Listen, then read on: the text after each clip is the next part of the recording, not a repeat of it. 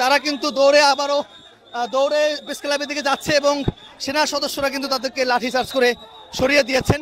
আমরা দেখতে পাচ্ছি এই মুহূর্তে পরিস্থিতি খুবই খারাপ। আমরা দেখতে পাচ্ছি এই মুহূর্তে বিক্ষোভে বের হয়েছেন বরখাস্ত সেনা সদস্য যারা রয়েছে, সাবেক সেনা সদস্য, তারা কিন্তু ভুয়া ভুয়া স্লোগান দিচ্ছে। এই মুহূর্তে সেনাবাহিনী যারা রয়েছে তারা কিন্তু শিল্পকলার দিকে যাচ্ছে এবং সেনাবাহিনীদেরকে দেখা মাত্র আমরা দেখতে পাচ্ছি ভুয়া ভুয়া স্লোগান দিচ্ছে বরখাস্ত সেনাবাহিনী যারা রয়েছে।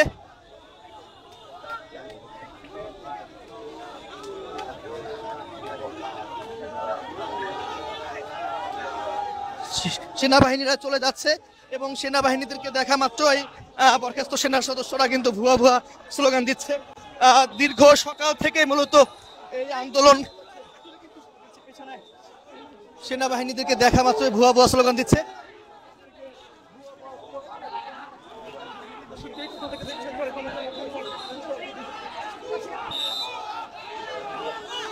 কি হয়েছে কি সিদ্ধান্ত হলো জানি না, বউ আমার বাম বলতে কাট দিছে।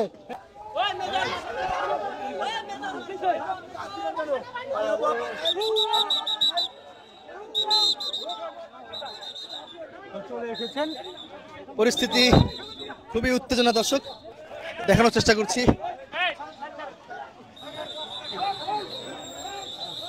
দর্শক পরিস্থিতি উত্তেজনা, বরখাস্ত সেনা সদস্যদেরকে সেনাবাহিনী লাঠি চার্জ করছে, দেখানোর চেষ্টা করছি আমরা আপনাদেরকে। এই মুহূর্তে পরিস্থিতি খুবই খারাপ।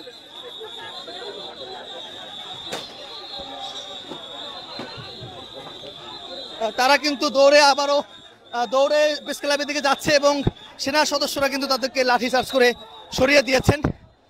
বরখাস্ত সেনা সদস্যরা প্রেস ক্লাবের দিকে গেছেন।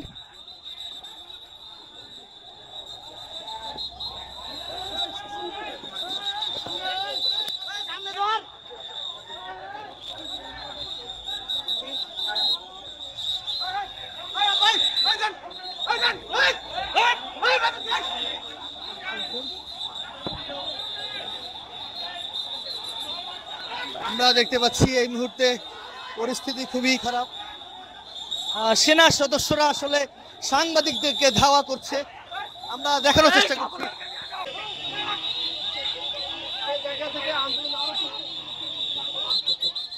সবাইকে ধাওয়া করছেন সেনা সদস্যরা। পরিস্থিতি একদমই উত্তেজনা বিরাজমান। সাংবাদিকরা বলছেন তাদের উপরে বারবারই ধাক্কা দেওয়া হচ্ছে এবং তাদেরকে আক্রমণ করা হচ্ছে, এ ধরনের অভিযোগ এসেছে। আসলে এই বিষয়টিকে কিভাবে দেখছেন, কি করছে বা কি পদক্ষেপ নেবেন? না, এটা তো আমার পদক্ষেপ নেওয়ার বিষয় না। বিষয় হচ্ছে ওনাদের সাথে আমি একটু এখানে যে লেফটেন্যান্ট কর্নেল রাকিব ভাই আছে, আমি ওনার সাথে একটু কথা বলতেছি। যদি ভুল বোঝাবুঝি থাকলে আপনাদের সাথে কি হয়েছে না হয়েছে একটু শুনে নেই, ওনার সাথে আমি খুঁজতেছি ওনাকে। তো ভুল বোঝাবুঝি থাকলে আমি এটা কমিউনিকেট করে দিচ্ছি।